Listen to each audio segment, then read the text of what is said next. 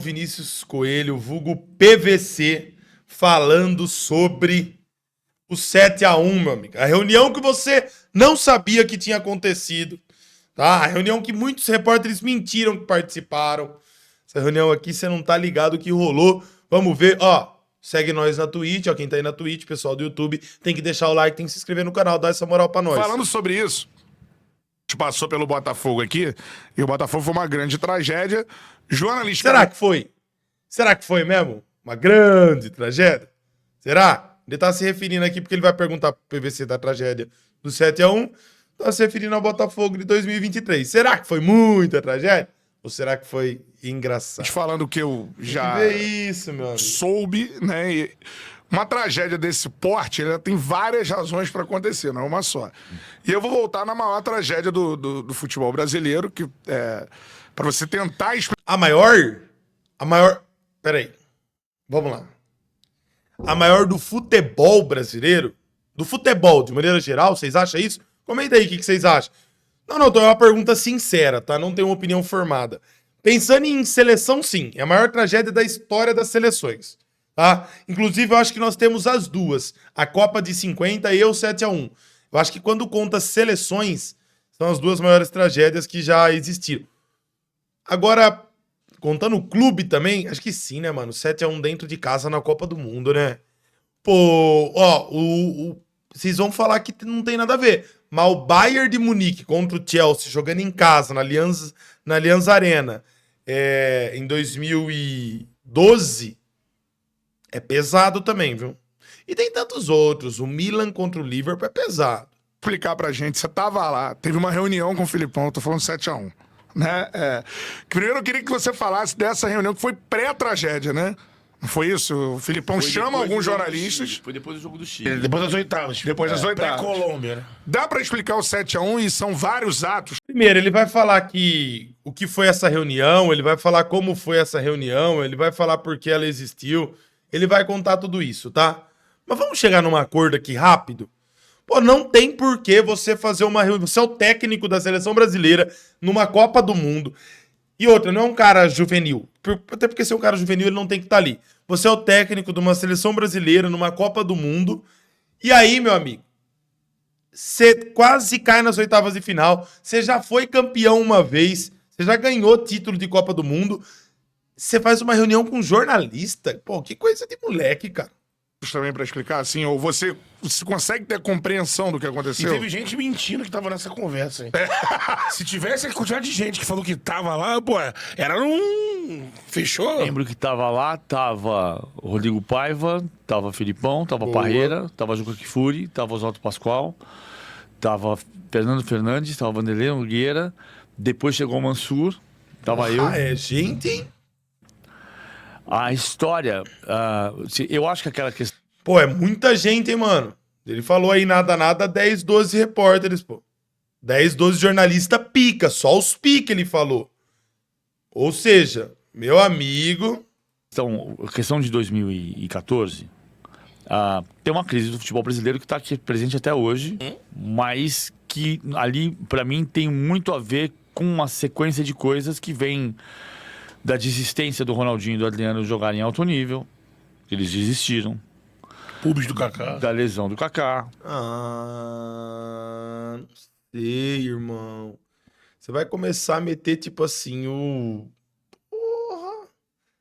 Você vai colocar Adriano no meio da parada, Kaká, ou sei lá, mano. Ronaldinho Gaúcho tava bem pra caceta. Felipão não levou porque não quis. De você entregar toda a responsabilidade do ataque, a referência a um jogador de 22 anos. Nem o Pelé foi referência em 58, porque o dono do time era o Didi, que tinha 29. Isso aí. Então tem tudo isso no meio do caminho. Acho que tem tudo isso no meio do caminho. Não é o Brasil... O futebol brasileiro não acabou. O futebol brasileiro continua sendo importante, sendo relevante, respeitado. O Filipão continua sendo uma figura muito respeitada. Não, acabar esquece. Se alguém tem essa teoria de que o futebol brasileiro acabou depois do 7-1, que alguma coisa, esquece isso daí. O que eu quero dizer, tá? O que eu quero dizer é o que aconteceu poderia, mas assim, ó, essa palavra que eu vou usar é ela mesma que eu quero. poderia facilmente ser evitada. O que aconteceu poderia facilmente ser evitado. Não era difícil. Não é difícil você evitar tomar 7-1 dentro de casa numa semifinal de Copa do Mundo para a Alemanha. Não é difícil, cara. O Brasil perderia aquele jogo de qualquer jeito, tá? O Brasil não ganharia esse jogo da Alemanha. Não tinha como o Brasil ganhar esse jogo da Alemanha. Por quê? Porque, era muito bom o time da Alemanha. Muito bom. Um dos melhores da história que já ganhou uma Copa. Ainda não desempenhou tanto na Copa quanto poderia. Mas assim, é um dos melhores times da história que já ganhou a Copa do Mundo, cara. Aquele meio campo é fenomenal. Sabe? Tipo assim, o time inteiro no auge. Desde goleiro até o Klose tava bem, que já não era mais o auge físico e técnico e de idade dele. Mas assim, era muito fácil evitar tomar 7, muito fácil. Respeitada na Europa. Assim como o técnico da Itália, Luciano Spalletti, hoje tomou 7-1. Quando era técnico da Roma, contra o Manchester United. Ninguém lembra do Spalletti, mas o Spalletti hoje é técnico da Itália e ele tomou 7-1 numa quarta de final de Champions League. Aquele episódio, o que aconteceu no episódio da reunião. Isso. Eu acho que ali tem um componente emocional muito forte. O Brasil empata com o Chile 1-1. Ô, meu amigo, você não pode... Desculpa, você não pode... Componente emocional, você vai convocar reunião com jornalista. Thiago Silva chora. Chute do Pinilha na trave. Chute do Pinilha na trave. Eu tô saindo do estádio Thiago do Mineirão, Silva encontro o chora. Márcio Santos, que trabalhava com a gente na ESPN. E o Márcio Santos fala uma frase que nunca O me Thiago saiu Silva é fera, viu? É bom jogador. Ninguém vai tirar a história dele. Só que na seleção não fez, irmão. Não fez, desculpa. Se ele ganha a Copa do Mundo, todo mundo ia achar ele herói porque chorou. Mas não ganhou. Cabeça. A Santos já esteve aqui com a gente. O Márcio Santos diz assim: tá todo mundo com medo de ser Barbosa. E eu acho esse diagnóstico brilhante. Porra! Eu me apodero desse diagnóstico, mas quem falou primeiro foi o Márcio Santos. Bom, a gente saiu do Mineirão, voltou para a Granja Comari. No dia seguinte eu tô postado para entrar no primeiro programa da manhã, junto com o Cícero Melo.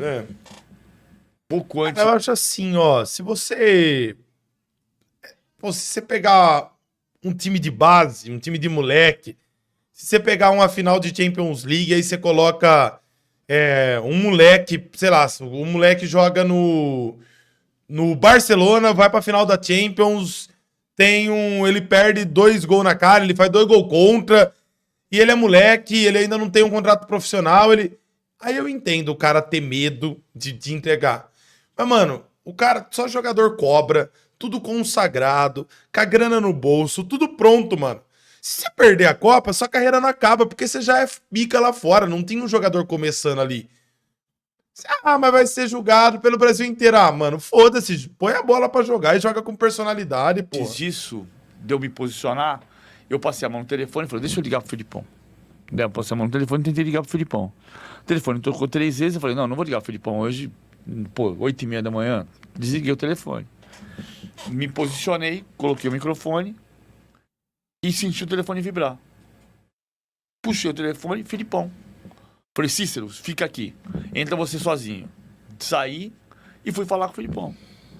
Aí falei com o Filipão uns 40 minutos. O que, meu amigo? O que você conversa com o Filipão 40 minutos? Me fala assim, como que o técnico da seleção brasileira, no meio de uma Copa do Mundo, após quase cair fora para o Chile, nas oitavas de final, dentro de casa, quando e como esse técnico tem tempo para ficar 40 minutos no telefone com o PVC, que não é um amigo dele, não é a família dele, é um jornalista. Tinha lido nos jornais que o Daniel Alves ia ser barrado, que o Hulk podia ser barrado. O Filipão deixou claro que o Hulk não ia ser barrado. Não disse se o Daniel Alves ia ser barrado ou não. Acabou sendo. Perguntei algumas coisas. Falei da questão emocional. Dessa frase do Márcio Santos. Ele falou o quê? Eu não lembro o que ele falou exatamente nesse aspecto. Acho que ele fugiu do assunto um pouco. Mas aí ele falou, você vai pra Granja hoje? Eu falei, já tô aqui. Então fica ligado, porque à tarde eu vou convidar um grupo de jornalistas para fazer uma conversa. Eita. Fica ligado. Tá bom. Pô, pro Aí, cara, eu fiquei- pro jornalista é sensacional, né? Melhor coisa da Ligado. história. Deu umas 3h30, 4 da tarde, o Rodrigo Paiva passou e falou assim, estão chamando você lá. Eu fui atrás. Não sabia quem ia, quem não ia. O técnico da seleção quer falar comigo. Pô, em 2006 o Parreira fez uma reunião com o Alberto Helena Júnior, Tostão, Fernando Calazans, aí pode. Então, ele vai me chamar no meio da Copa do Mundo. Sim. No meio da guerra, o Churchill vai te chamar pra falar o que ele vai fazer pra ferrar o Hitler. Você não vou fazer isso. Em 2006 o Parreira fez e não ganhou, amigo. Fez e não ganhou. Informação que eu não posso saber. Não, eu sou jornalista. O Filipão queria falar de arbitragem. Ah, o Brasil tá sendo roubado. Não era com essas palavras que ele dizia, mas ele queria falar de arbitragem. Sendo prejudicado, é. Ah, estão pegando a gente no pé da gente desde o jogo da Croácia, do pênalti, que foi pênalti ou não foi pênalti. Desde então, os árbitros estão contra a gente. Claro que a gente não foi nesse caminho. Você começa a perguntar sobre outras coisas. Começa a perguntar sobre... Ah, mano, o Felipão, porra. Piranhona velha da bola, irmão. Acho que ele vai chamar o cara, 10 repórteres, os mais consagrados do Brasil, pra falar de arbitragem? Ele queria plantar alguma coisa pros caras soltar. Ele tava perdido, amigo. Ele tava perdido. Essa O é a papel do verdade. Hulk. Você começa a perguntar sobre como é que tá o Neymar. Você começa a perguntar sobre por que o time tá... Se o time tá psicologicamente bem ou mal. Você começa a perguntar sobre tudo. Tá Você certo. tá numa sala com o técnico e o coordenador técnico. Pra fazer algum diagnóstico. Não, eu vou perguntar as coisas. E aí você É o sai jornalista, pô. Ele é jornalista, ele tá no papel dele. de uma conversa dessa com algumas informações e com algumas dúvidas. Quando a gente saiu, todo mundo sabia que a gente tava lá dentro. Aí fica uma inveja do tamanho do mundo. O olho dela cresce desse tamanho. Aí você vai dizer, você não devia ir. Como não devia ir? Você tá louco? Não devia ir. Você quer que eu renuncie à informação? Não tem sentido isso. Não, o PVC fez o que ele devia fazer. Ele defender a reunião eu já não acho certo, mas ele fez o que devia fazer. É a mesma coisa que eu falei agora. Se o Churchill me chama pra dizer como é que ele vai invadir a Alemanha, eu vou ficar... Eu não vou descobrir. E ele. Cara, mas você imagina essa cena, né? Do Filipão e tal. E você tava no Mineirão no 7x1? Tava. Comentei o jogo. Então, cara. E aí? Assim, Aí que eu sou um comentarista repórter. Então, estar no local do crime é sempre o melhor cenário. O que eu me lembro de ter falado com todas as letras, que é você começa... Porra, velho. Vou te falar. É foda, é triste, perdeu. Mas, mano, pra quem tava lá, velho. Não é time, não é clube, mano. É clube. Pô, quem tava lá ficou doidão, curtiu pra caceta o rolê. E zoou, xingou todo mundo, a seleção, os alemão e já era. Quem tava lá aproveitou, mano. Quem tava lá aproveitou. É foda, mas quem tava lá aproveitou. Foda-se. Pô, tô no Mineirão, semifinal de Copa do Mundo, Brasil e Alemanha. Ó, e viveu um momento histórico que nunca vai acontecer na história do futebol de novo. Foi histórico o que a pessoa que tava lá viveu. a ficar, como todo mundo que estava no estádio começa a ficar perplexo. Até o time da Alemanha estava perplexo. Pô, acho que os caras achavam que ia fazer 7 no Brasil, meu amigo. Você acha que em algum momento os caras achou que ia fazer 7 no Brasil? Você tá louco? Em nenhum momento eles pensaram isso. Só que começou o jogo. Pô, e se eu sou Alemanha, eu acho que sim tiraram o pé. Não pé. Não é tirar o pé de tipo assim, tô com dó, não vou fazer mais gol. O que eu acho que os caras fizeram foi uma parada tipo assim, ó. Irmão, tá 7, velho. A hora que tava 5. Tá 5 pra nós. Vai voltar pro segundo tempo. Não tem como nós perder esse jogo. Não tem como perder esse jogo. O que eu vou fazer? Eu vou ficar colocando o pé em dividida. Os caras vão ficar puto. Os caras vão ficar puto porque estão perdendo. Vão bater em nós. Eu vou me machucar e não vou jogar uma final de Copa do Mundo. Você tá louco? Entendeu o que tá acontecendo? Como foi tão rápido? são 4 gols em 6 minutos, né? Isso é botar a bola no meio, gol. Botar a bola no meio, gol. Foi isso? Não é usual.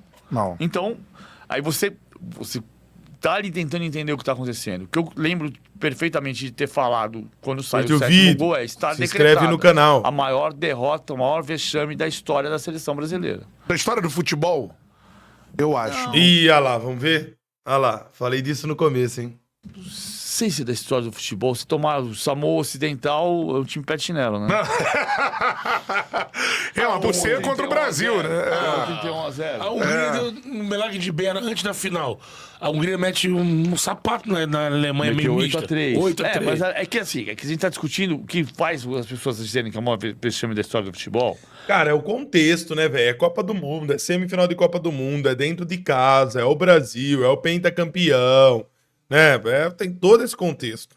É que é o Brasil, 5 vezes Casa. campeão do mundo, em casa numa Sim, semifinal de Copa do lógico, Mundo. lógico. Né? O que é o maior vexame da história do futebol? Tomar 31-0. É. Não, né? Tomar 15-0. Sim. Não é tomar. Mas é um vexame, claro que é um vexame. É o maior vexame da história da seleção brasileira. É, libertou 50, né? Não libertou 50. 50 é uma derrota, 2014 é outra derrota. É, mas a galera, diante de um 7-1, chamar 50 de vexame, Então todo mundo agora sabe o time de 50, vai fazer todo mundo herói, todo mundo tá repetindo o time de 50. não vai fazer de herói. É, então. Até porque você não tem representante aqui vivo. Ficou puto? O que ele tem com 50? Tem uma tatuagem? Ele é uruguaio? O que ele tem com 50, pô? Que ele ficou puto do nada. Vivo tem? Não, né? Não tem mais. Não tem mais ninguém. Barbosa, Augusto e Juvenal, Bauer, Danilo e Bigode, Pode. Friaça, Zizinho, Ademir, Jair e Chico. Seu time Todo mundo tá recitando esse time agora. Não é isso, né? Lógico. É isso. Qual é, meu parceiro? Pô, Curtiu? mano, ele ficou puto com 50 do nada? Foi isso que eu entendi? Que isso, PVC, tá maluco? Ó, a galera do YouTube aí que viu o corte, precisa se inscrever no canal e deixar um like. Nessa moral pra nós aí, hein, pelo amor de Deus.